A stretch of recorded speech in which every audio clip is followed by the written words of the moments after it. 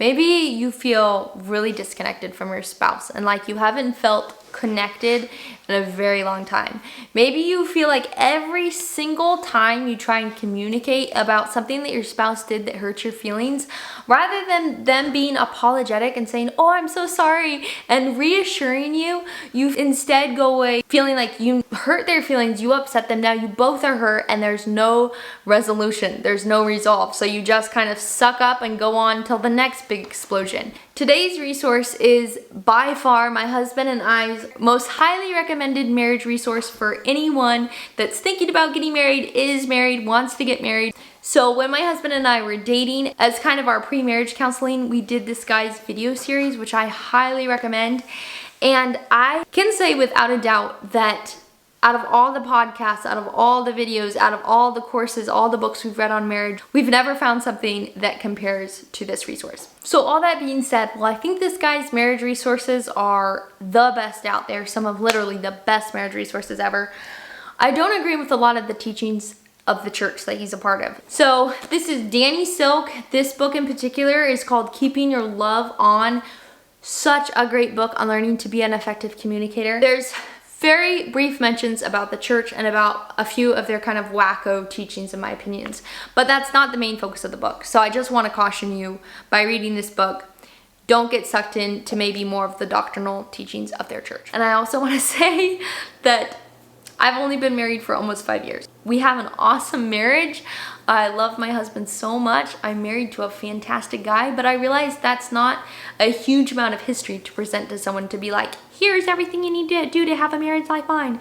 So these things have been tested and tried by people that have been married a long time, and I find them to work extremely well. So to get started, I want to talk about the 4 communicator types. I'm going to explain each one of them. You can decide which one you are. And then I'm going to talk about the 4th one, which is the one we all need to aspire to become in order to be effective, powerful communicators, not just within our marriage, but within all relationships. So the first communicator type is the passive communicator type. They are very unselfish. They put everybody else's needs above their own. They are servant-hearted. They feel really guilty or bad to require anything from anyone. Maybe they're often taken advantage of. They say yes to more things than they can actually do. They feel really guilty when they have to say no. They hate confrontation. When I first describe this, I think this can sound really spiritual, and this is the person that I naturally tend to lean the most towards. I've kind of struggled with this because I'm like, but all of these things sound so 1 Corinthians 13, you know, bears all things, believes all things, hopes all things, endures all things.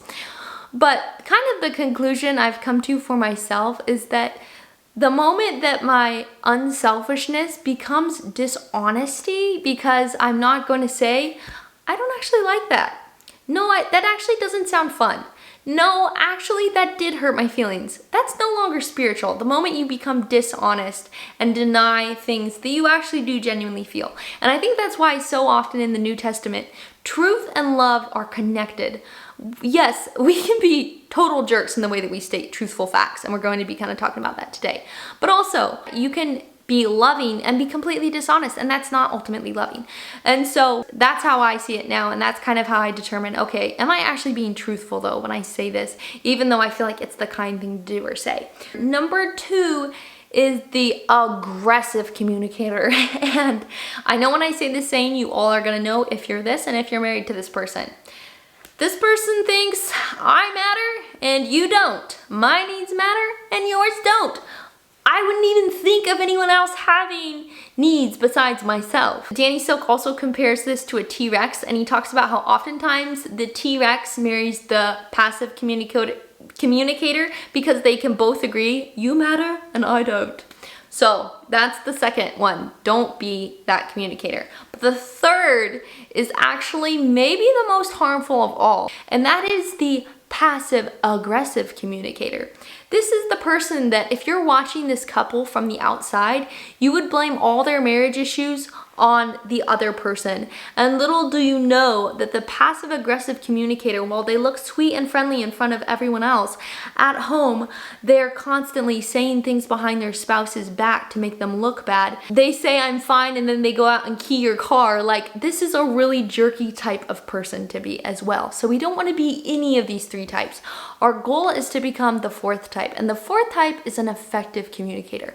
Now, I'm not even going to really talk about what an effective communicator is. I'm just going to jump right into the tools that if you apply, you will be the effective communicator. I just realized this is going to be a really confusing video because I call my husband Danny and the guy that wrote this book is Danny. So I'll try and distinguish the two. And all of Danny Silk's marriage material, he has one main focus that he always goes back to, and that is that in a healthy relationship, we are trying to build connection, love, and intimacy. And in order to have those things, we have to cast out fear and anxiety from the relationship. As soon as I become fearful, as soon as I become insecure, as soon as I become anxious in our relationship, that connection I feel towards my spouse immediately disconnects. And the fear and the anxiety just starts to build up in our relationship. And so his goal with all of his work is to learn how to connect, learn how to reconnect, and learn how to maintain that connection and love you have with your spouse. So with that little explanation, now let's dive into the three main tools that I'm going to talk about today. So the first tool is called sending an iMessage. And this is one that I've never heard another book or marriage resource talk about.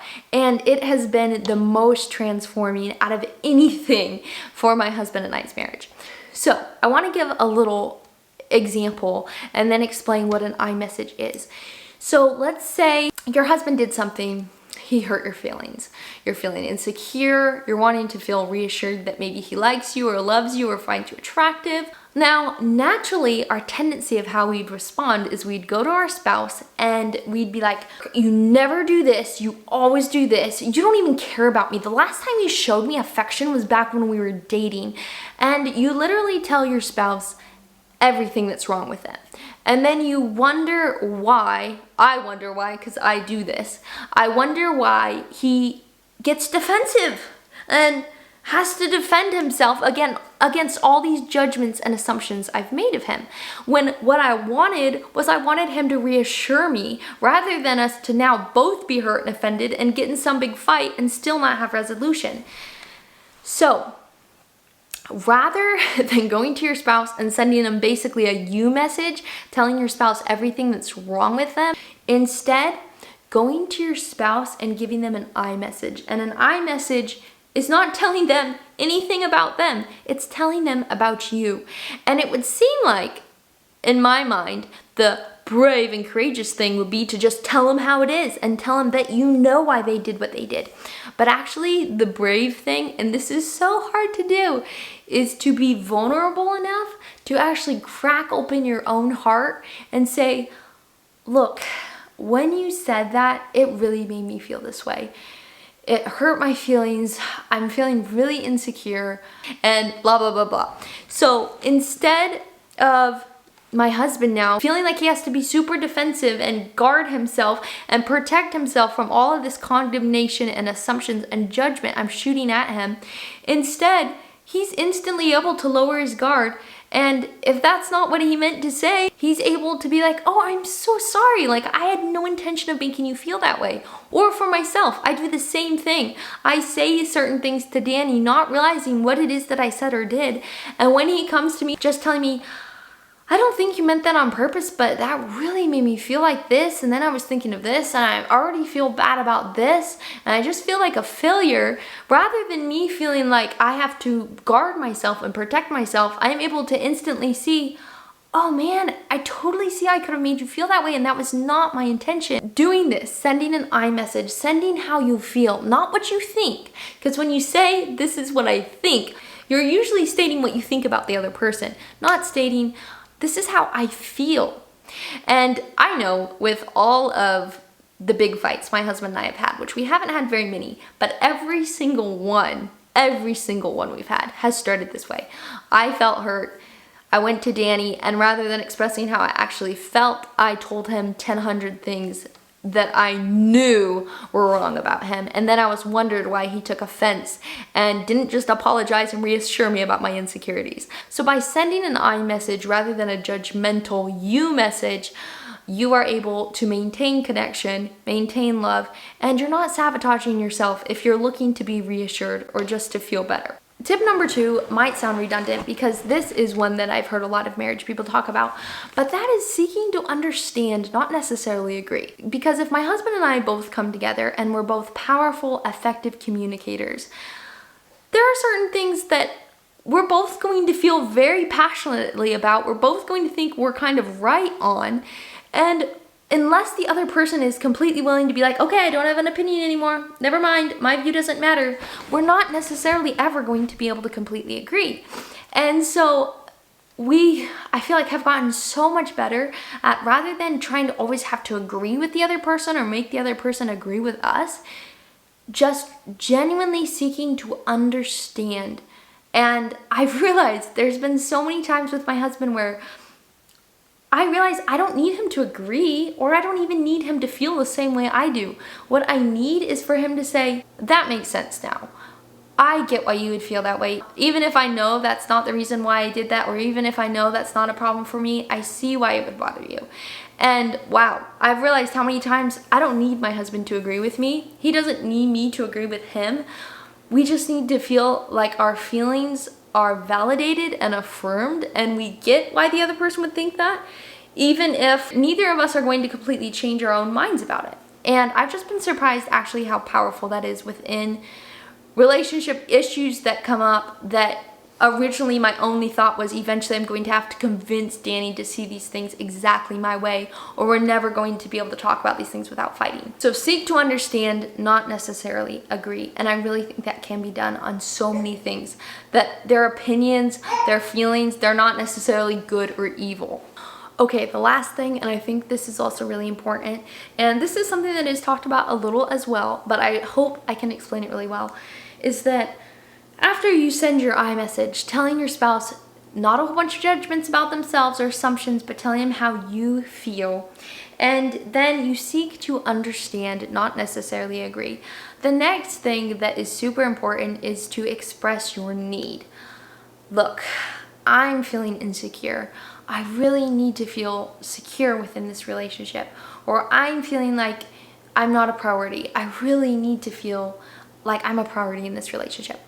Now, the thing that I think oftentimes is not mentioned when we talk about expressing needs to our spouse or what it is that we need from them, Danny Silk explains that to correctly express a need, you're telling your spouse that feeling that you need to have, not necessarily the action that they have to do to make you feel that way. So for an example, let's say I'm not a big flowers person, I don't care if my husband buys me flowers or not, but let's say I was. And let's say my husband hasn't bought me flowers in a while.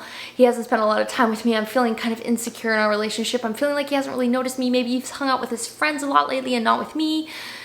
And so I tell him he needs to buy me flowers so I actually can tell that he loves me, because when we were dating, he bought me flowers. I shouldn't be surprised that when I get those flowers a week later sitting on the table, I don't feel any more love than I did before. And the reason why is because we both know I was trying to control him. I was trying to manipulate him. This wasn't done out of him feeling love towards me or thinking of me and thinking, oh, I'll buy her flowers. This was done out of me trying to control him. So the approach that Danny Silk talks about is, rather than trying to coerce or manipulate your spouse into doing certain things for you, telling your spouse, I need to feel like you think about me, or I would love to feel like I'm a priority to you. And then letting go of all control, not forcing him to do something, not telling him what it is he needs to do, just allowing him to take that information and do with it what he thinks is best.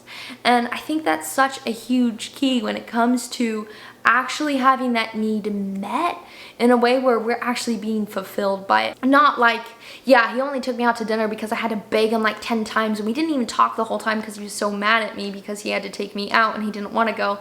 It just completely cuts all that out. You are completely leaving the results up to your spouse, and it gives your spouse freedom to decide how they want to show you that they love you, or that they want to make you feel safe, or that you're a priority. And it lets you let go of all control of trying to control or manipulate your spouse, because we know when our spouse is manipulating us, and that's not a great feeling.